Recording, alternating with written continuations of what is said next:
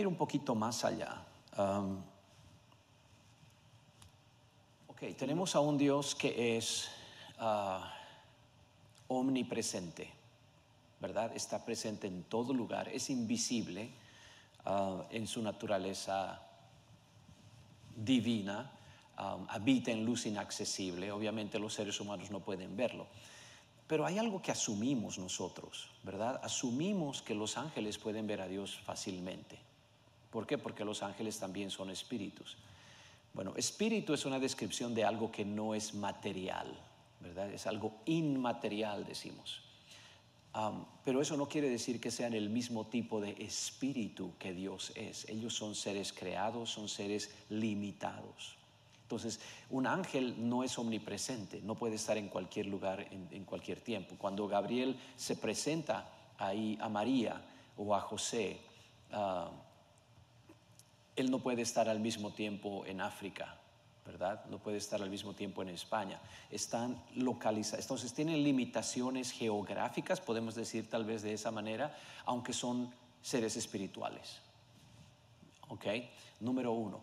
Número dos, ¿cómo es que alguien que tiene una limitación, por lo menos de localidad, está localizado en un lugar, adorar a un Dios que es omnipresente? ¿Hacia dónde van los ángeles? Ese es a lo que quiero llegar. ¿A dónde van los ángeles para adorar a Dios? ¿O será que donde están simplemente están alabando? Si vamos a Isaías capítulo 6, ¿no? Isaías mira cómo es esa interacción entre Dios y esos serafines que están adorando a Dios.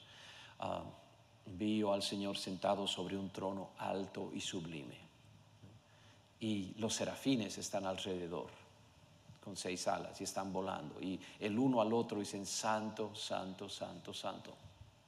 ¿Qué es lo que están viendo? Están viendo la forma de Dios. Pero esta forma de Dios es un Dios junior, no, es Dios mismo, pero manifestado para su creación.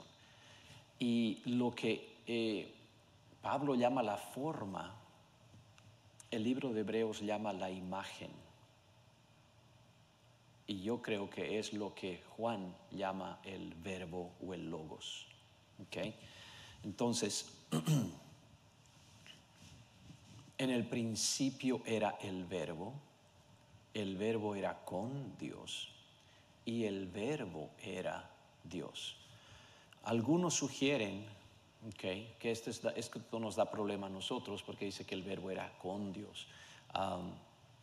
Al mismo tiempo dice que el verbo era Dios. ¿Qué nos está diciendo acá? Okay. Esta parte voy a decir es mi opinión, okay. No es doctrina, es mi opinión. Aunque tal vez en el examen lo vamos a convertir o en el repaso lo vamos a convertir en doctrina, solamente para asegurarnos que usted lo agarró.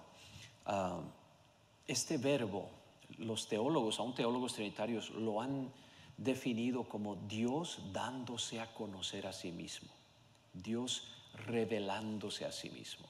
Y sabemos que la palabra verbo viene de logos, que significa plan, propósito, pensamiento y qué sé yo. Pero va más allá de eso, ¿verdad? Va más allá de eso. Y yo creo que este verbo es el que los serafines ven sentado en ese trono.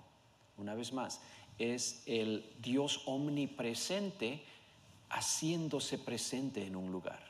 De la misma manera que el Dios del Antiguo Testamento puede hacer una teofanía y aparecerse a Jacob y luchar con Jacob.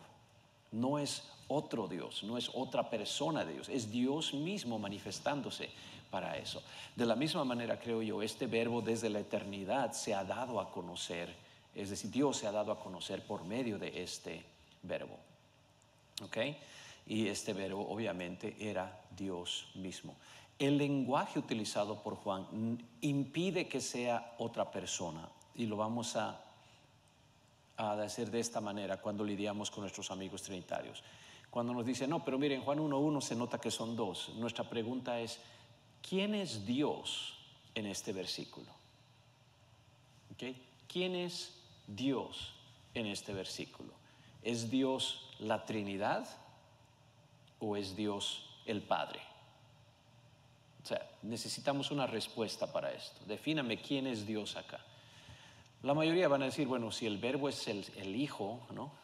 O la segunda persona, entonces Dios aquí es la primera persona. Entonces tiene que ser el Padre. ¿Ok? Asumamos que esa es la respuesta, entonces esto es lo que vamos a hacer. Vamos a leer y vamos a sustituir la palabra Dios con lo que ellos nos dicen que Dios es. Si nos dicen aquí es el Padre, entonces así lo vamos a leer. En el principio era el verbo y el verbo era con el Padre y el verbo era el Padre. ¿Cuántos tenemos? Todavía tenemos uno. ¿Se da cuenta? No podemos cambiar la definición de acá para decir este es Dios el Padre, pero aquí es Dios el Hijo. Eso no se hace, ¿verdad? Cualquiera que sea la definición, tiene que mantenerse lo mismo, porque eso es lo que Juan escribió. Él no hizo ninguna diferencia. ¿Ok? Entonces dice, no, tal vez la Trinidad. Ok, a ver si les va mejor. Ok, con la Trinidad. En el principio era el verbo era con la Trinidad y el verbo era la Trinidad. ¿Se da cuenta? No importa qué definición nos den con relación a Dios, el verbo termina siendo eso. Si Dios es el Padre, el verbo es el Padre. Si Dios es la Trinidad, el verbo es la Trinidad. ¿Se da cuenta? Entonces, para mí esa es la manera más fácil de responder a Juan 1:1. Y obviamente después en Juan 1:14, ya que el verbo fue hecho carne y habitó entre nosotros y vimos su gloria. ¿Ok? Ahora, algunos trinitarios han sugerido que el verbo era con Dios. Ellos han sugerido que deberían traducirse como frente a frente. ¿Ok? Hay pues un par de problemas con eso. Número uno, cuando tenemos, según ellos, un solo Dios, una sola esencia, pero tenemos dos personas divinas frente a frente, ya no es una sola esencia. ¿Se dan cuenta? Ya son dos dioses. El momento que aceptamos cualquier tipo de separación entre la primera persona y la segunda, ya son dos dioses. No puede haber una separación así. ¿Ok? Dejando eso de lado, asumamos que eso es lo que dice. Y el griego puede manipularse para decir eso, pero no exitosamente, creo yo. Pero si están así, frente a frente, ¿ok? En el principio era el verbo, y el verbo estaba frente a Dios. Y el verbo era Dios. Sustituimos entonces verbo con imagen,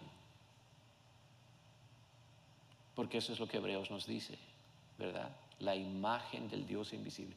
En el principio era la imagen, y la imagen estaba frente a Dios, y la imagen era Dios.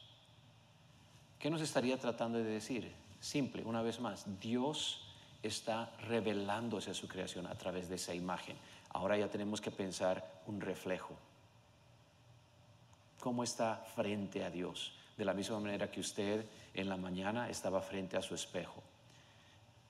Pero cuando estoy frente a un espejo, esa imagen soy yo, no es una segunda persona de mí. Cuando me peino, me estoy peinando a mí, no estoy peinando a alguien más. Cuando estoy mirando ahí, ese reflejo que está frente a mí, soy yo mismo. ¿Se da cuenta? Entonces, podemos tomarlo de esa manera y de cualquier manera no prueba una segunda persona. Entonces, no hay por dónde puedan ellos escapar para tratar de decir aquí hay dos. Porque sea de esta manera o de tomar este verbo como la forma de Dios o la imagen de Dios o el logos de Dios, Dios revelándose, dándose a conocer, no tenemos ningún problema. ¿Okay? Y eso va mano a mano con el resto del Evangelio de Juan, ¿no? Es en este Evangelio donde yo y el Padre uno somos, dice Jesús. Es en este Evangelio donde dice, si me conocieseis, también a mi Padre conoceríais. Y desde ahora le conocéis y le habéis visto. ¿Verdad? Juan 14:7. Entonces, creo que ahí ellos tienen ese problema.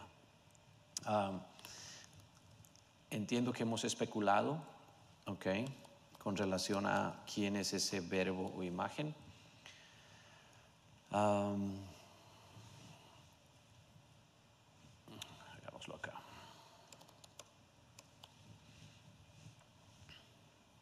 Dios fue manifestado en carne, justificado en el Espíritu, visto de los ángeles. Okay. Si los ángeles pueden ver a Dios en su esencia todo el tiempo, entonces esto no es tan especial.